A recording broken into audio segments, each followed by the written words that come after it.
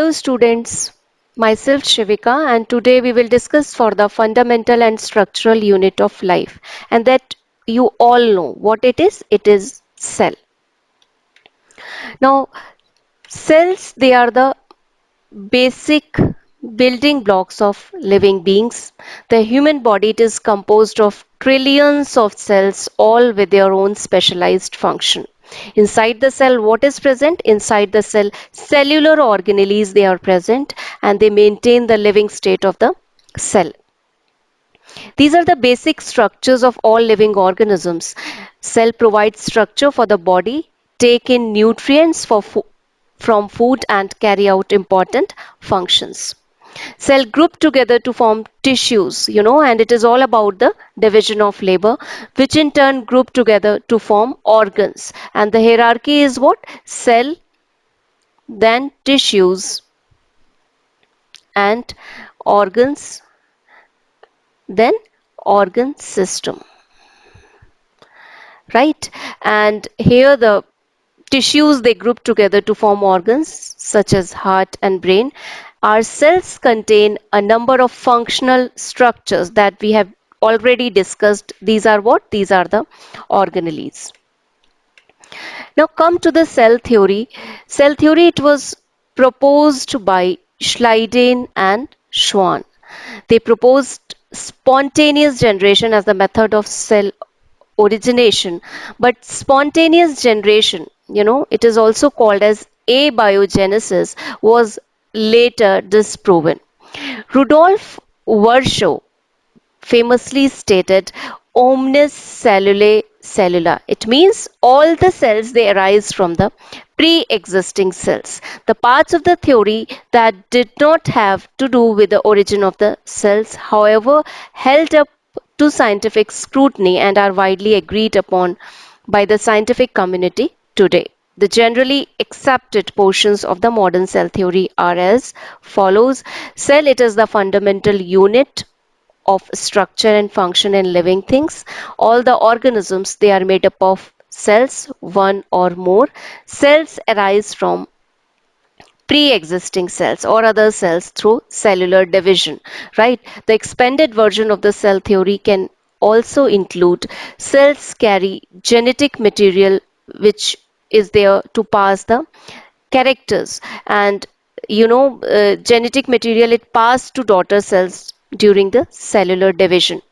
All the cells they are essentially the same in chemical composition and energy flow, metabolism and biochemistry occurs within the cells. Now come to the prokaryotes. Here, these are the smallest cells. Primitive cells these are, and here you can name the mycoplasma as well. This is one of the example of the prokaryotes. Prokaryotes, they are the single-celled organisms of the domain bacteria and archaea. And all the prokaryotes have plasma membrane, cytoplasm, ribosome, cell wall, DNA, and the cell it lacks the membrane bounded organelle. Here the cells they also have polysaccharide capsules. Prokaryotic cell they range from zero point 0.1 to 5 mu m. So here you can see the structure, you can see the capsule here, right? And the nuclear region it is termed as nucleoid because here in the prokaryotic cell nuclear membrane it is absent. Nuclear membrane it is absent here and this is what the characteristic feature of the prokaryotic cell. Other than the different membrane bounded organelles, they are also absent, which is also one of the characteristic feature of the prokaryotes. Now, here, let us discuss some of the important structures which are concerned with the prokaryotes. Fimbriae and pili. They are what? They are the thin protein tubes originating from the cytoplasmic membrane of the bacteria. Both are able to stick bacteria to surfaces, but pili are typically longer and fewer in number than Fimbriae. This is what the difference. They are found in virtually all gram-negative bacteria, but not in many gram-positive bacteria. The Fimbriae and Pili have a shaft composed of a protein that is pillin. Now, short attachment pili, they are also known as fimbria, right? And they are usually short and quite numerous and enable bacteria to colonize environmental surfaces or cells and resist flushing. Long conjugational pili, because here the pili they help in the sexual mode of reproduction. Long conjugation pili, also called F or sex pili, that are longer and very few in number.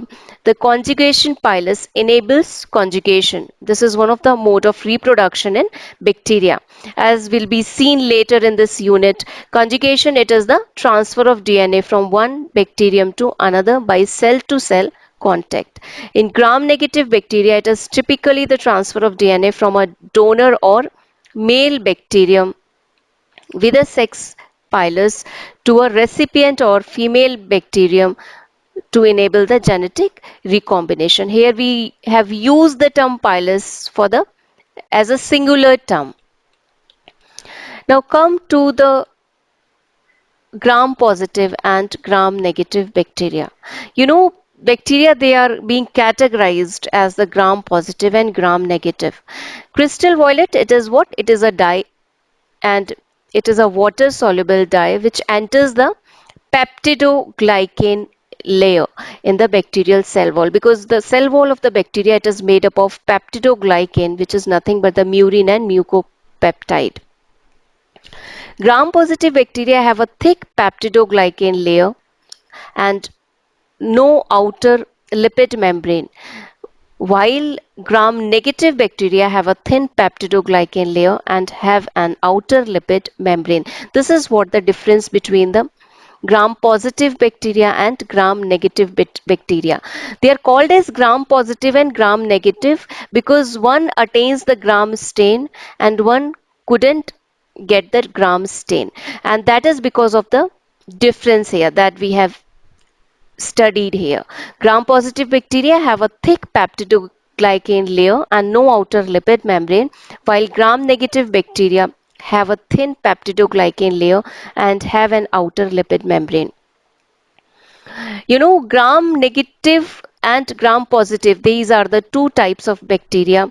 Gram positive bacteria have a distinctive purple appearance when observed under a light microscope following gram staining. This is due to retention of the purple crystal violet stain in the thick peptidoglycan layer of the cell wall. And you can give the examples of the gram-positive bacteria as Staphylococcus and Streptococcus, and some Listeria species, they are also gram-positive.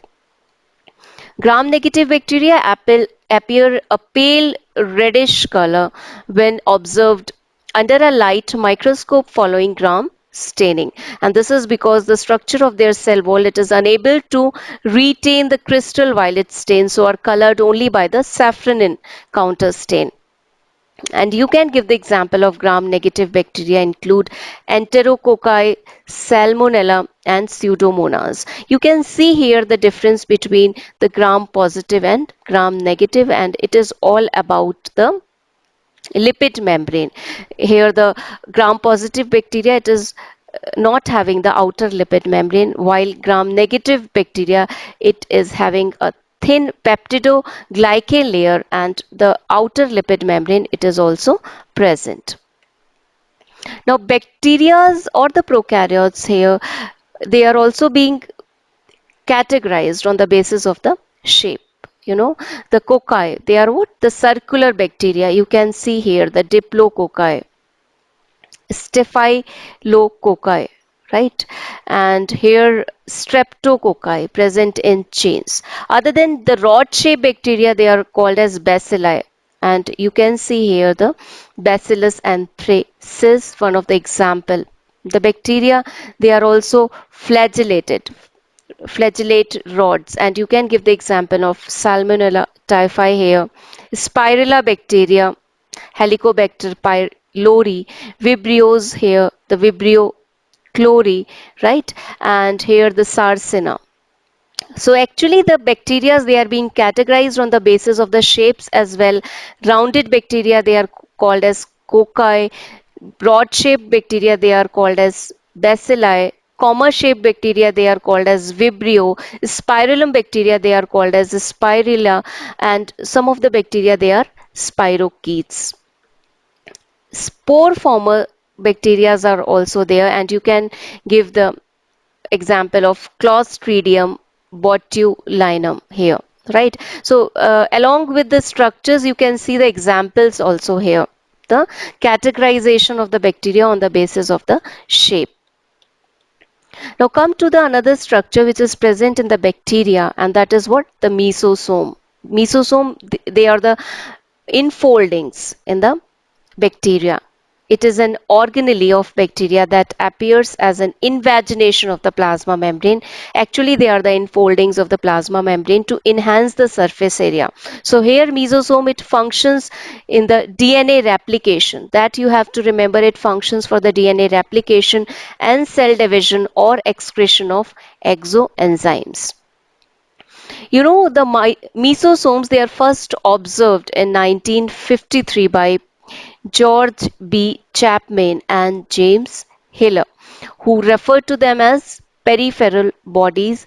They were termed mesosomes by J.D. Robertson in 1959.